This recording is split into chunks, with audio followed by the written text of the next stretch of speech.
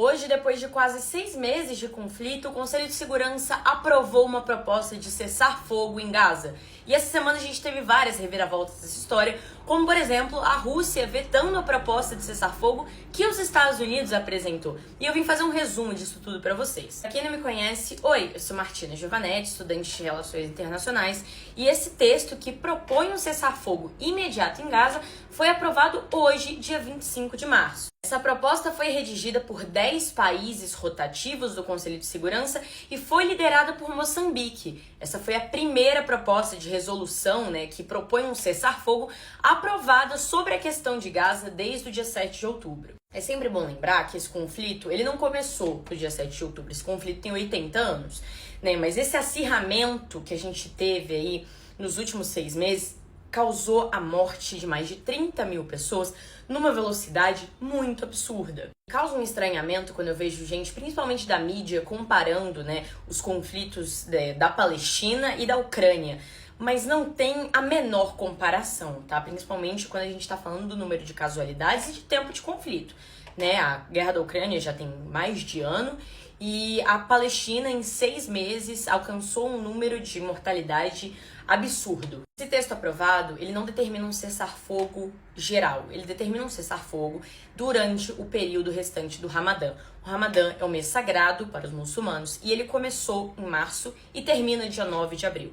Então, a gente tem aí até dia 9 de abril um cessar-fogo total. Essa resolução também exige a soltura imediata de reféns de ambos os lados e o aumento do fluxo de ajuda humanitária para Gaza, porque até numa situação de cessar-fogo, a situação em que se encontram as estruturas, as pessoas, a questão de alimentação, água, remédio, combustível, em todo o território de Gaza, é extremamente urgente. E essa foi a primeira resolução de cessar-fogo desde que esse acirramento aconteceu, que nenhum país votou contra. A gente teve são 15 países que votam, 5 com poder de veto, Então, Estados Unidos, França, Rússia, Reino Unido e China podem vetar uma proposta. Se eles votam contra, essa proposta é descartada automaticamente.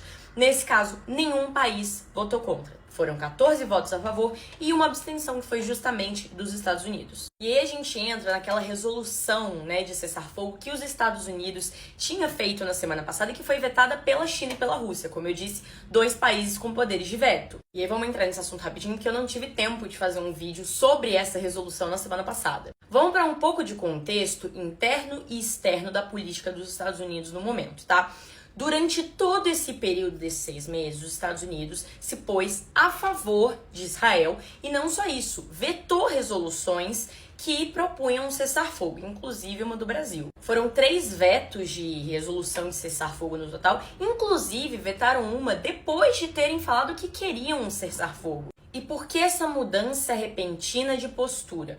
Tem várias explicações, gente? A gente tem diversas formas de explicar por que os Estados Unidos decidiu agora mudar a sua postura com relação ao conflito. Uma solução possível, e isso se explica também pela política interna dos Estados Unidos, e também foi a justificativa da Rússia de ter vetado essa decisão, é que esse ano é um ano de eleição dos Estados Unidos, e provavelmente uma eleição que vai ser extremamente complexa e muito mal definida. Muito provavelmente a gente vai ter novamente, o Trump enfrentando o Biden para a presidência dos Estados Unidos. E aí a gente tem um movimento muito forte nos Estados Unidos a favor de um cessar-fogo em Gaza.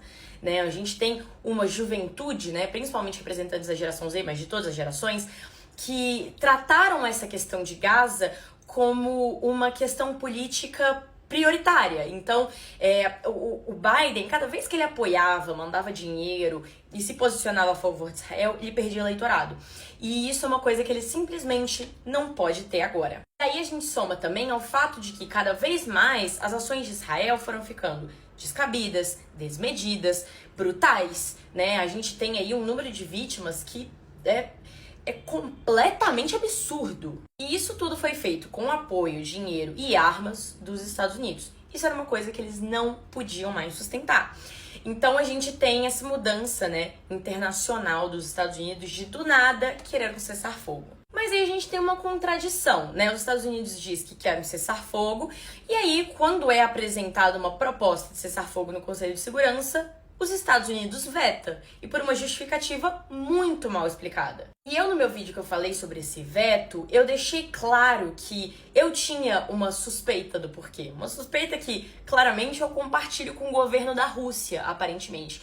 Que é, os Estados Unidos vetou essa proposta porque eles queriam que a proposta aprovada fosse a deles. Eles deram dinheiro para que Israel fizesse o que fez. Eles deram apoio político, armamentício, bélico para que Israel fizesse o que fez na Palestina. E aí depois eles queriam que a solução deles fosse a que trouxesse paz para o território palestino. Eles queriam sair como o herói da história, como sempre.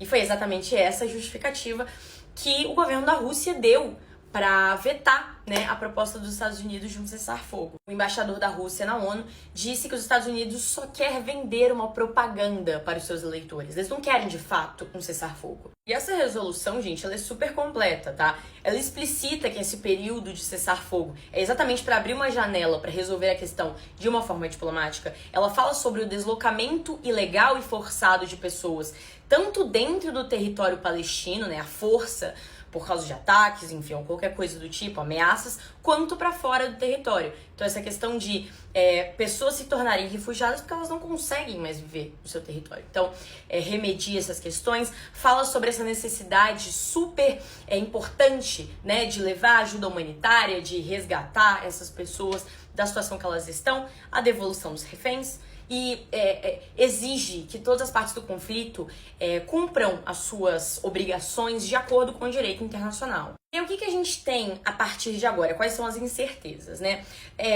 O Conselho de Segurança da ONU é o único comitê de caráter obrigatório das Nações Unidas. O que isso significa?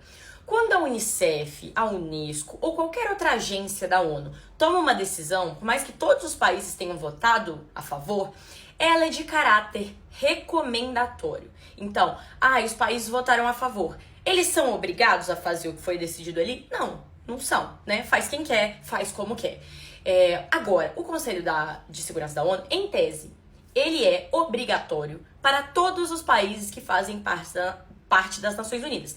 Então, se um país é signatário, né, da Carta de Direitos Humanos da ONU, ele é obrigado a seguir qualquer delimitação feita pelo Conselho de Segurança. Então existe essa legitimidade singular, essa coisa única do Conselho de Segurança.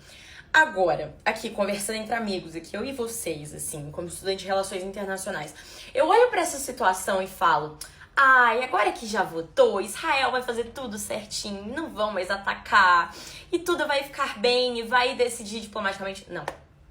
Eu não tenho essa esperança, tá? Claro, é obrigatório? Você vai sofrer sanções se você não fizer? Sim. Mas eu acredito, de fato, que Israel vai seguir com isso? Eu duvido muito, tá, gente? Eu duvido muito.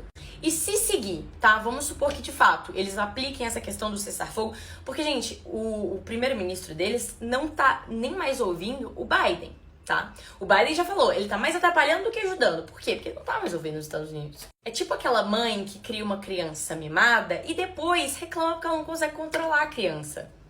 Óbvio que você não consegue. Então, voltando ao meu raciocínio. Talvez até tenha esse período até 9 de abril de cessar-fogo. Eu acredito que isso vai resolver o conflito diplomaticamente até lá? Não acho, tá? Não teria essa esperança.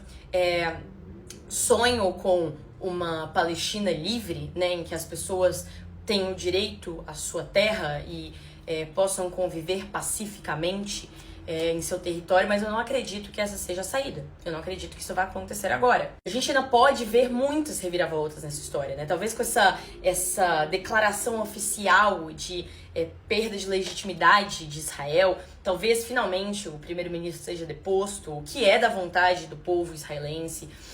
Talvez a gente tenha um período mais prolongado de paz, mas se vocês, se existe qualquer esperança na cabeça de vocês que isso vai resolver definitivamente o conflito, eu diminuiria um pouquinho essas esperanças. Isso é um comentário meu, tá? Isso é absolutamente a minha opinião. Você é muito bem-vindo pra discordar de mim em qualquer desses âmbitos, né? Desse final do vídeo. O resto é fato, tá? Não tem como discordar de mim, não. E é isso. Se você gosta de conteúdo de relações internacionais e atualidades, me segue aqui e me segue na rede vizinha.